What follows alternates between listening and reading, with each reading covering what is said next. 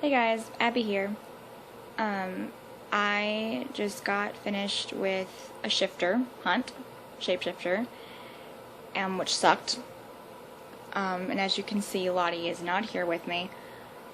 She is taking care of a djinn somewhere down south, which I'm sure is hilarious because I'm the one who does most of the actual fighting, so like she'll probably die. But I'm somewhere in Maine. I found this house to chill at, catch a few Z's, but I promised Lottie that I would do this stupid video before I went to sleep. So, shifters, right? How they come to be. So shifters initially start out human, most of them, and they turn into shifters later on in their life. Sometimes they can be born shifters, but that's also pretty rare. And then as far as the way they shift, most of them literally shed their skin. It's disgusting. Like, there's fat and gross bodily fluids and teeth, and it's disgusting. So they do that. But occasionally some of them you'll run into ones that can just morph straight into whoever they're impersonating, like Mystique from X-Men. They're the hardest to pin down because they don't leave any evidence. So because of that, they can start out human.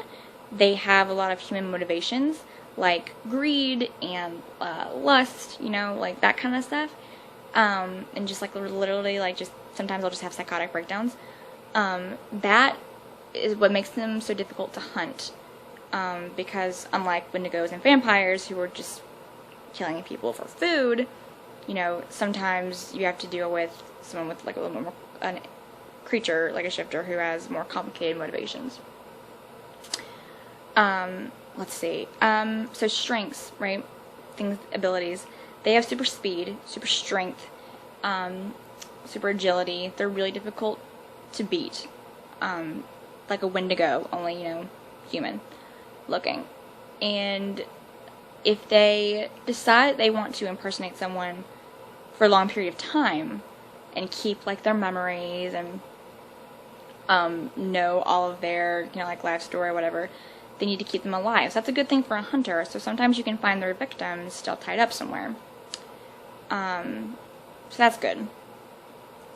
And that's pretty much all of their abilities. As far as weaknesses go, the only way to kill them is with silver. So silver burns them, right? It hurts them when it touches their skin. And a silver bullet to the heart or a silver knife will get the job done. If you just stab them anywhere else, it probably won't kill them. It just like hurts them a lot. Heart's where you need to go. You can also cut off their head if you would like. That's also an option. But silver. And which is why Lottie and I, when we go to hunt shifters, we wear silver rings. Because if you're shaking people's hands, it will tip you off earlier because they'll flinch and you'll know, oh, something's up. It also helps if you have a partner who, if you're both wearing rings like this and then you separate and you come out together and they're not wearing it, why aren't you wearing your silver ring? Is it because you're a shifter? Yes. So that's just a precaution, sort of like our code words with the wendigos.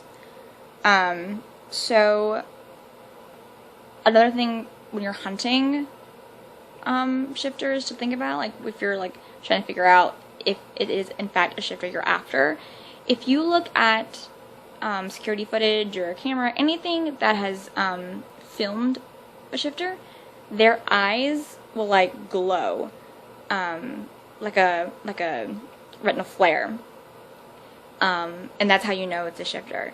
They can do it too in person if they're trying to like scare you or whatever, but they can't help it in the camera thing.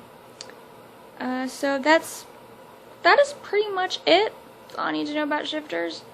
I'm about to go to sleep so I can drive to DC tomorrow. And we can see, me and Lottie are going to see Carver Edlund this weekend. It's going to be great. So that's all I need to know. don't die out there hunting shifters. Wear silver. So, I'll see you guys later. Stay worth your salt.